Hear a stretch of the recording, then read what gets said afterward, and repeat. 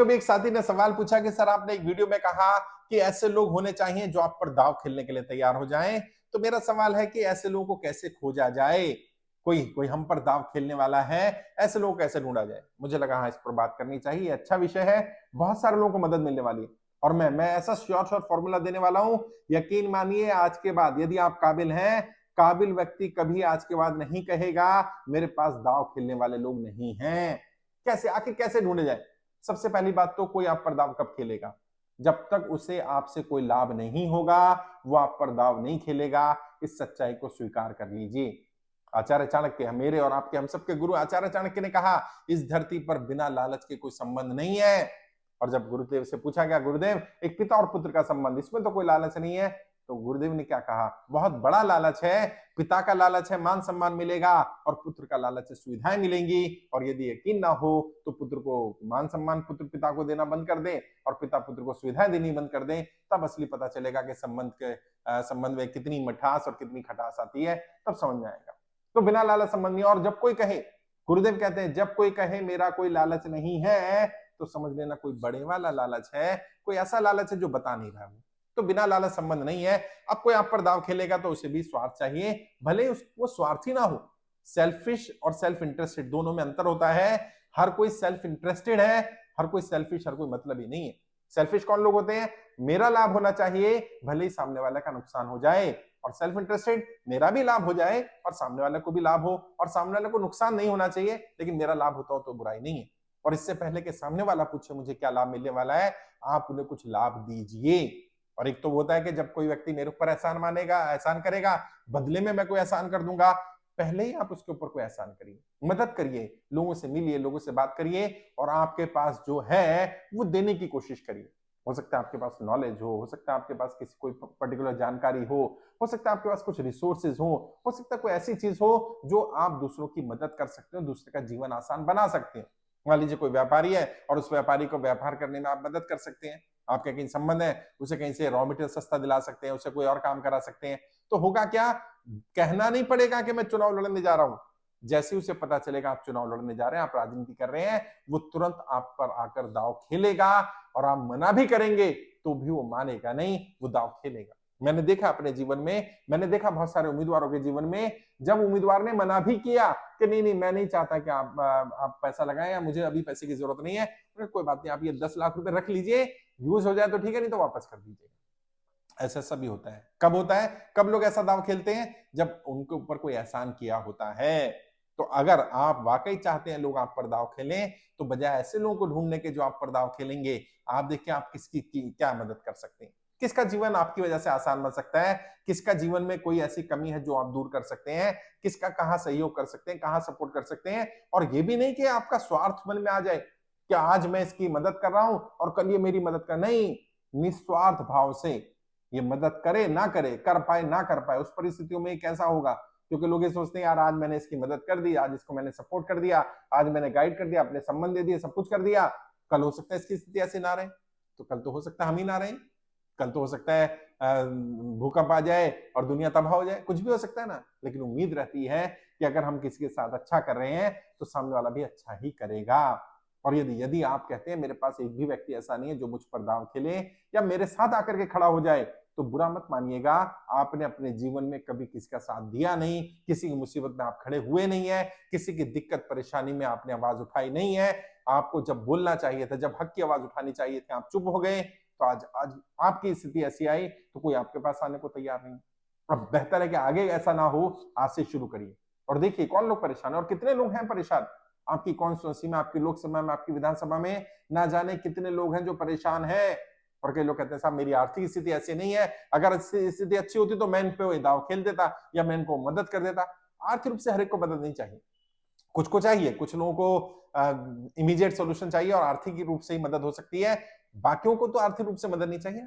और मैंने बार बार कहा राजनीति में यदि आप किसी की समस्या का समाधान करना चाहते हैं, पहला समाधान यही होता है आप उसकी समस्या सुन लें। क्योंकि आज की डेट में हर कोई परेशान है, कोई किसी की समस्या सुनने को तैयार नहीं है। आप सबसे पहला काम क्या करें, उनकी प्रॉब्लम को सुनना शुरू कर दें और उनकी भावनाओं को समझें।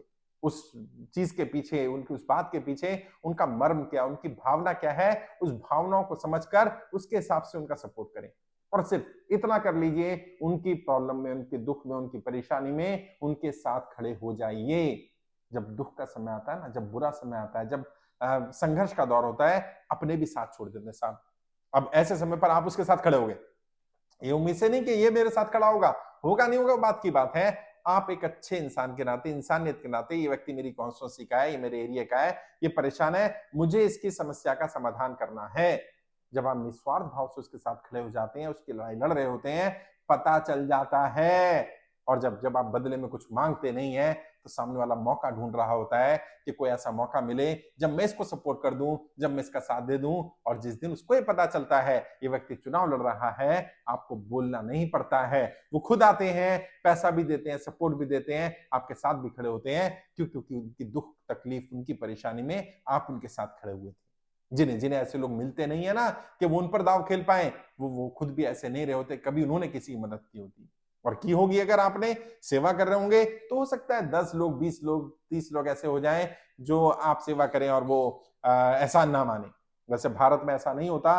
भारत में एहसान बहुत बड़ी चीज होती है और लोग तुरंत जल्दी से जल्दी अपना एहसान उतारना चाहते हैं सामने वाले का। कोई किसी का एहसान रखता नहीं है साहब, ये भारत की अच्छाई है।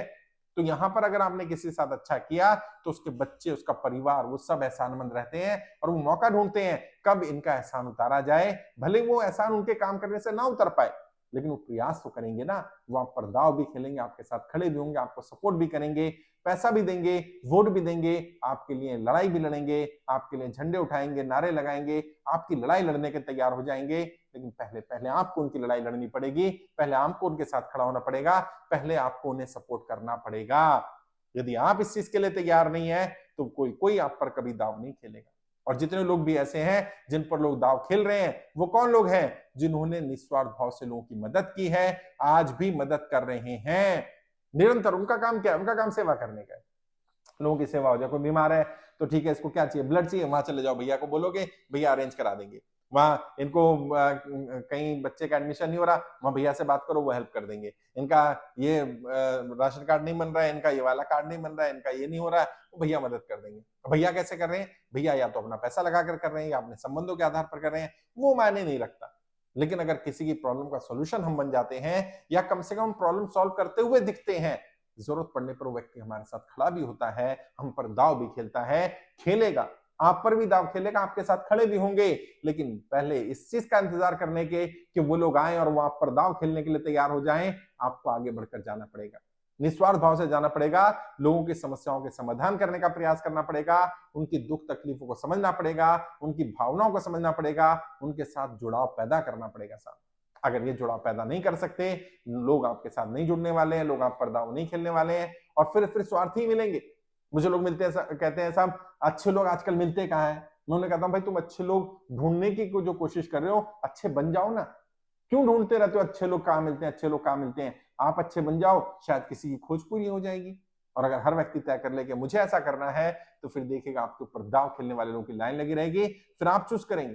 कई बार ऐसा होता है, हम चूज करते हैं कि किस व्यक्ति को मना करना है। कई लोग ऐसे हैं जो सेवा करना चाहते हैं, मदद करना चाहते हैं, दाव खेलना चाहते हैं, उनको मना किया था, नहीं भाई आप अभी, आपकी स्थिति ऐसी नहीं है, जब जरूरत होगी तो बता देंगे। क्यों? क्योंकि वो व्यक्ति आउट ऑफ द वे जाकर कर रहा है, क्योंकि हमने उसके लिए कुछ ऐसा किया है, हमारे जीवन में, उसके जीवन में हमारी वजह से कुछ परिवर्तन आया, हमारे होना उसके जीवन में कुछ ऐसा रोशनी, कुछ ऐसा लाइट, कुछ ऐसा रास्ता लेकर के आया जिससे उसको लगा कि हाँ, इस व्यक्ति ने मेरे जीवन को बदला, मेरे परिवार के साथ, मेरे साथ ये व्यक्ति दिक्कत में, परेशानी में खड़ा रहा, तो आज मेरा फर्ज बनता है इंसानियत के नाते भी मैं इसके साथ खड़ा रहूं, मैं इस पर दाव खेलूं। चुनाव में ऐसे लोग ढूंढने की जरूरत नहीं पड़ेगी अगर पहले आपने काम किया होगा।